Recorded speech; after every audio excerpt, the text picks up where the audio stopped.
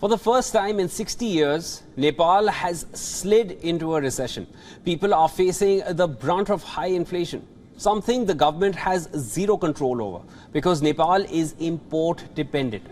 So how will the South Asian country come out of this crisis? Our correspondent Saloni Murarka decodes. Take a look.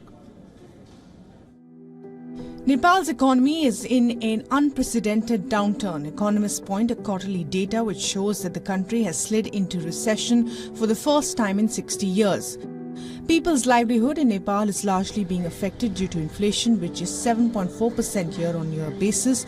The prices of goods, particularly essential commodities and land, are increasing at an exponential rate.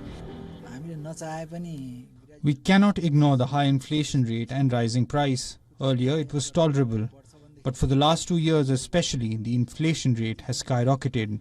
Due to COVID, economic activities have come down to zero. It feels like the economy is dead. Due to the Ukraine war, the price of oil has gone up, and thus there's rise in inflation. In recent years, Nepal has been hardest hit by the liquidity crisis. To raise liquidity, the banks have raised the interest rate on the deposits to as much as 12%. This saw the lending rate shoot up to 14% and even more. As a result, neither bank deposits nor investments registered the expected growth. This shop is all I have. It is difficult to describe the situation here. The banks are not giving loans for my shop, and I'm paying a higher rent than before. Every year, landlords increase the rent by 10%. Even after having money in the bank, we are not getting loans. Due to the lack of meaningful job creation in the country, larger sections of the working population are forced to leave the country for work in other countries. Out of Nepal's 30 million, nearly 1,500 youth are leaving the country every day for jobs abroad. Despite some measures adopted by the government, the country's economic condition continues to worsen. Revenue receipts are hardly enough to meet the recurrent expenditure.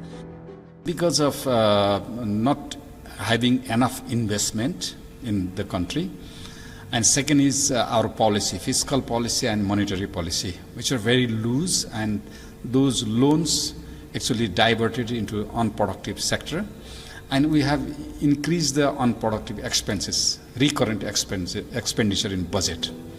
Nepal has forecast that the country's economic growth rate this fiscal would be 2.16%. Never in the known history, Nepal's economic condition has been as severe as it is today.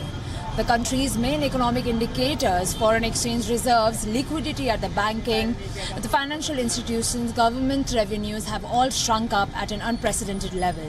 The gap between the trade of balance and the prices of consumer goods have skyrocketed.